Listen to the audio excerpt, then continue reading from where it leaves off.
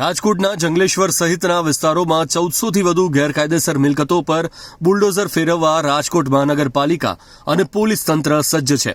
શહેરના ભક્તિનગર સર્કલ પાસે શેઠ હાઈસ્કૂલમાં મોટી કોર્પોરેશનના 1200થી વધુ અને પોલીસ વિભાગના 1500થી વધુ અધિકારીઓ કર્મચારીઓ એકત્ર થયા હતા।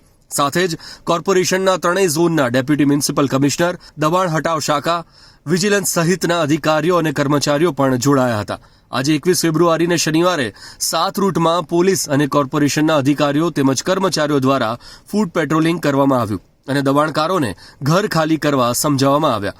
સવારથી શરૂ થયેલી આ કામગીરી સાંજના 6 વાગ્યા સુધી ચાલશે।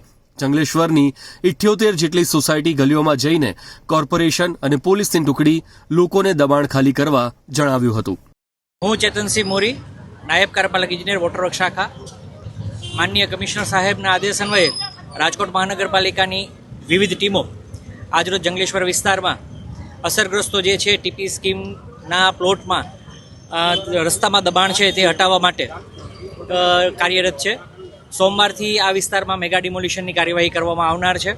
એ પૂર્વે જે કોઈ અસરગ્રસ્તો છે તેઓએ દબાણ કરેલ છે તેઓનું દબાણ સ્વેચ્છાએ દૂર કરે તેવી આજરોજ અમે અપીલ અને વિનંતી કરી રહ્યા છીએ। અગાઉ પણ આ સૌને અમે વિનંતીઓ કરી રહ્યા હતા। એની અસરના ભાગરૂપે આપ જોઈ શકો છો કે સ્વેચ્છાએ ઘણા બધા લોકો પોતાનું દબાણ દૂર કરી રહ્યા છે અને રાજકોટ મહાનગરપાલિકાની ટીમને પૂરતો સહકાર પણ આપી રહ્યા છે। જે લોકો આ સમયગાળા દરમિયાન દબાણ દૂર નહીં કરે તો તે અંગે સોમવારે મેગા ડિમોલિશનની કાર્યવાહીના ભાગરૂપે એ તમામ દબાણો દૂર કરવા માટેની કાર્યવાહી કરવામાં આવશે।